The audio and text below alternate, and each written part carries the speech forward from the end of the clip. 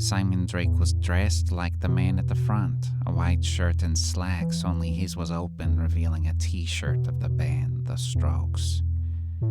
His beaming smile distracted me from his hair, which this time was white as a flash of lightning, although perhaps it was the same and I remembered it wrong from last time. He seemed more slender, taller maybe too, but of course the process of becoming a vampire is a strange one and can have strange effects. I looked at the puncture wounds on his neck and he saw me looking and started to button his collar. Where are my manners? Sorry. It gets hot in here. I needed a break. This is my vacation, if you'd believe it. Anyway, long story. First things first, let me get a seat. Take a load off. He brought 2 folding chairs from the side of the room and placed them across from each other. The room was large and mostly empty, with long, red, tasseled curtains drawn on 2 sides of 6 evenly spaced high windows. A dangling low-lit bulb hung from above, making little sense with so much available light. It made me think he was parading as vampire afraid of daylight, but that wasn't it. You might ask, why did I know he was really a vampire? Why did I not recognize him as one when he initially tried talking to me with his mask on by the fountain? Perhaps if I had stayed and talked with this young man, I would have recognized it earlier and more could have been avoided. There is something deep inside the recesses of each vampire's eye that will tell you everything you need to know if you know what to look for. As he talked to me then, with Harry frozen in the gallery, I was fixated on seeing if he was telling the truth. And so I peered into him as best I could until I saw he was truthful, at least about that. Only now I got a good look at his neck and saw it was much more fresh than he had said. This wound was much younger than 8 months old. He was indeed lying about something. We sat down. I removed my backpack. No art things in there, right? Go ahead and look, I said, tossing it to him briskly. He looked inside. Okay, thanks.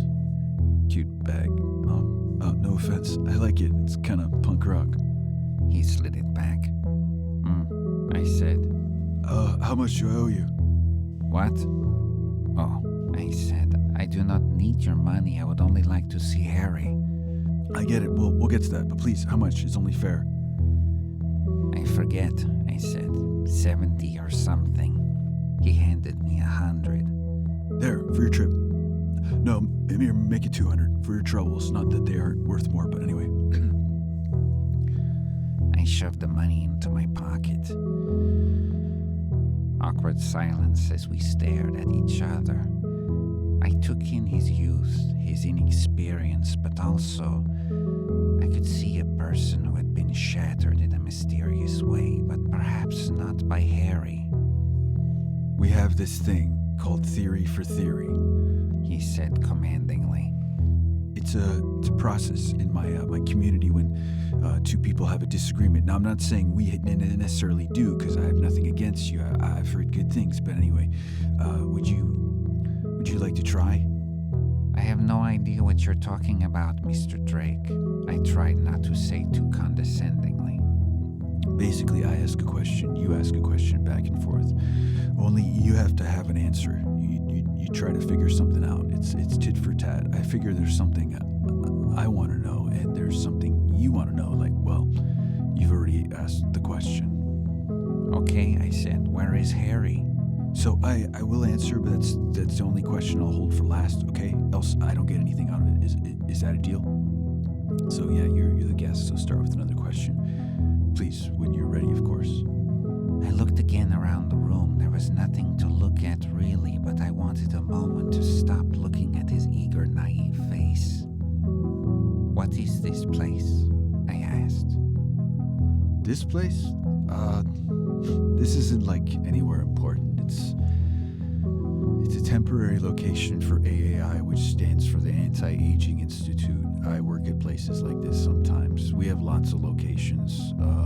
Those people downstairs have nothing to do with Harry and all that. They're just, well, it's complicated, but it's like... So, Neto, can I call you Neto? I'm like, not supposed to say all of this. Like, I know you're not gonna care, but this is actually a big deal for me. No one knows you're here. No one important, just so we're clear. It's like this. AI is a cover for something bigger. This is just the face of a larger organization, a more secretive organization, and within that organization are people who pull powerful people. He looked at my face inquisitively. I could tell he was searching to see if I was satisfied. Okay, my first question is, who is Agatha? Before I could think about it, I felt something boil deep inside me. A burning began to blossom from the back of my head. I locked my gaze with his. He was taken aback but did not look away, clearly challenged but also intrigued. "How do you know that name?" I said in a voice that seemed to echo from somewhere long ago. No, you have to answer first, he said shakily. I saw him peer inside my pupils as they dilated, expanded until I could feel my eyes burning and black fixed on his. He responded as any vampire will, an equal call in response. But his eyes were timid, unrehearsed, and completely unmatched for what I was giving him. Inside my eyes, he saw what any vampire can see if they search. Their origin. He saw Baba Yaginya. He saw the full ferocity of an ageless vampire, a true monster. And in him I saw Harry. But not the Harry of legend. I saw a soft, barely menacing Harry. A vampire defanged and with as little might and magic as me. Still he held my gaze. I gave him that. "Agatha is dead. That is your answer." He could take no more and looked away. Slowly, Baba released. Still, my rage simmered beneath my skin. I steadied my hands as they were shaking a little. I rarely felt like this. I had not felt like this in a very long time. Fine, he said, sheepishly hurt. He looked up finally. Strange. He was more scary as a human than as a vampire, I thought.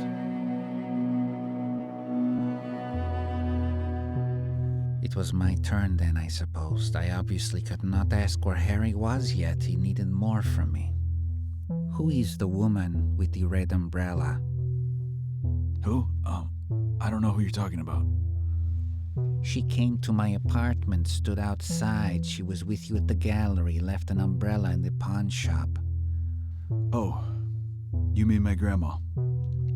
I don't know anything about her coming to your apartment, but that's not surprising, I guess. Maybe she'll tell me more now, though we'll see. She's the CEO of the society that funds AAI. It's called the Red Umbrella Society.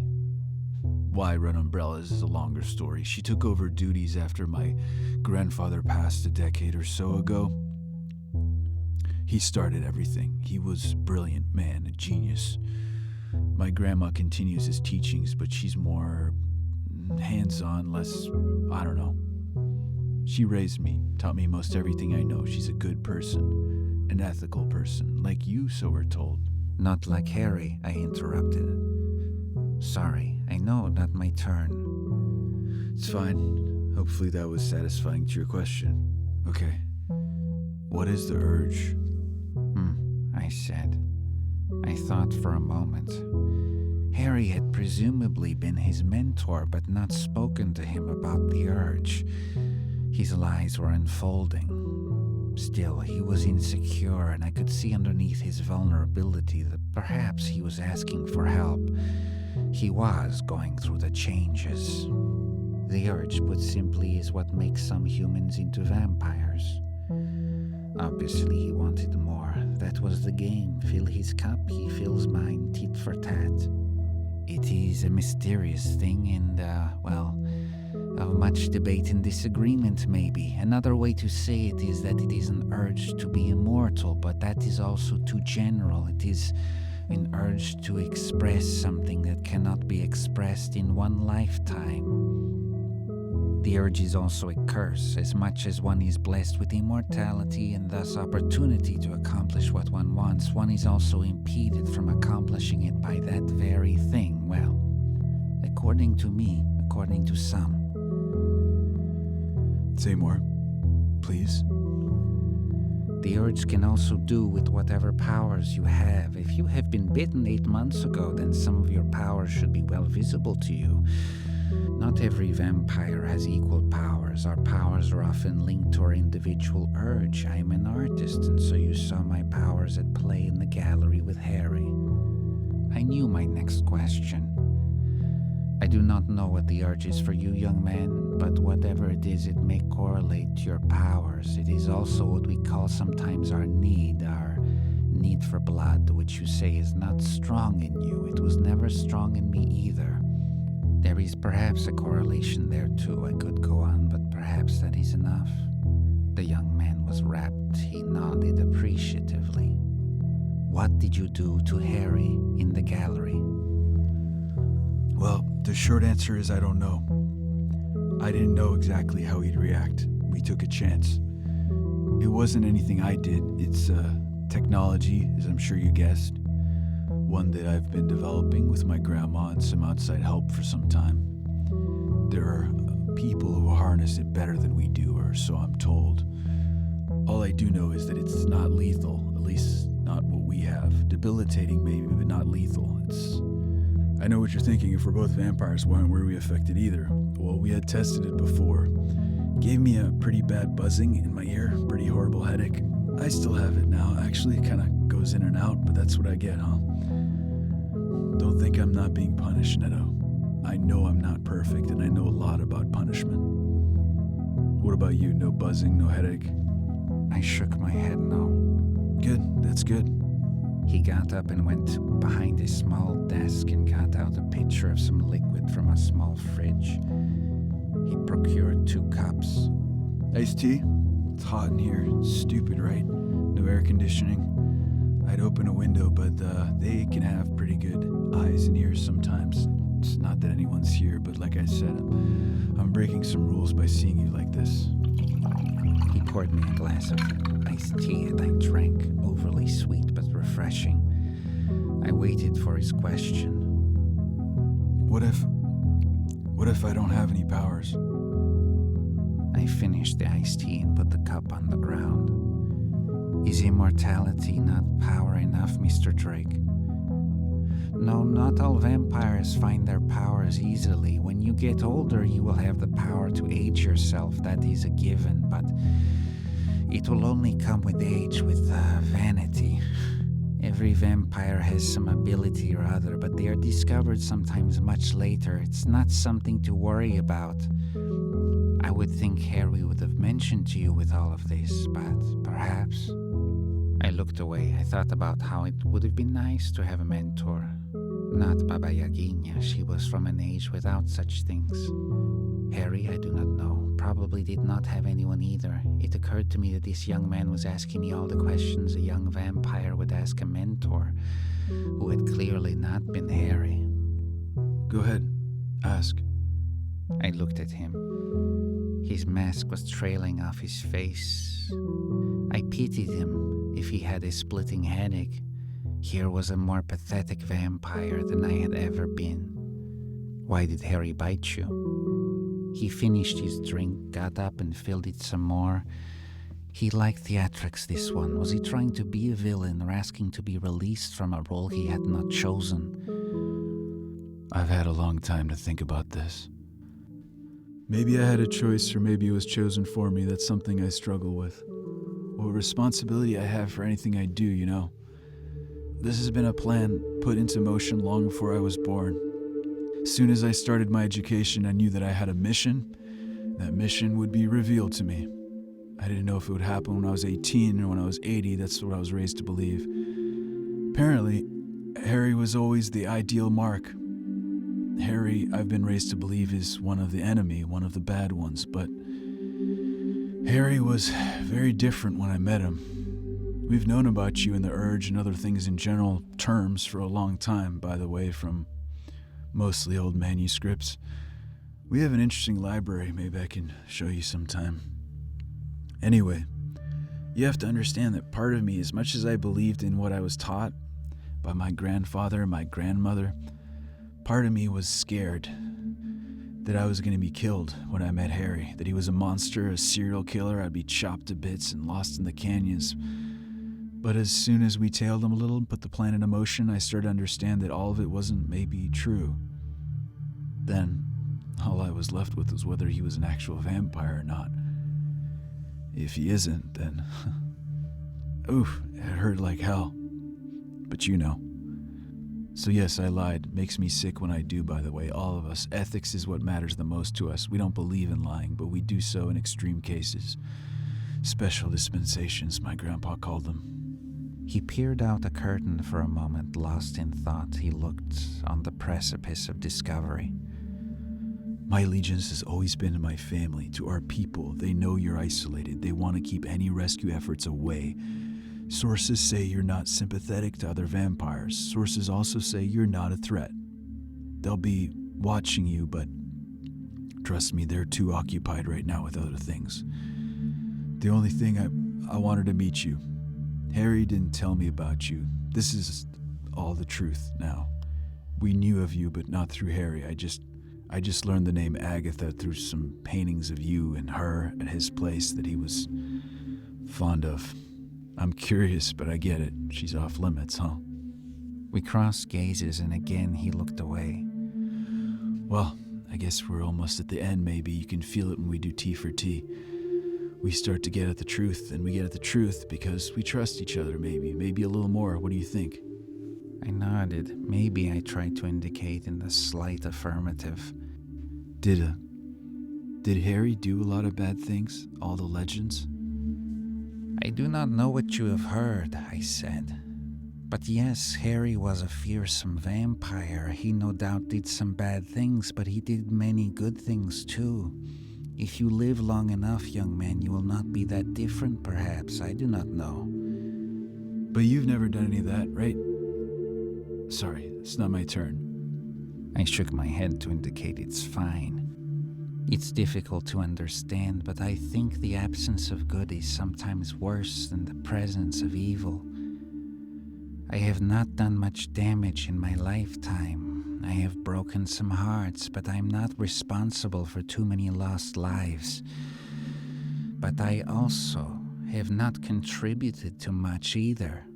I've stayed mostly above the fray, but Harry, if he has done bad, I can assure you he has also tried to repay his sins and his debts in more than one way for more than a few centuries now. Perhaps he has ego, I do not know. I think everyone has ego. I'm not one to tell, but what of it?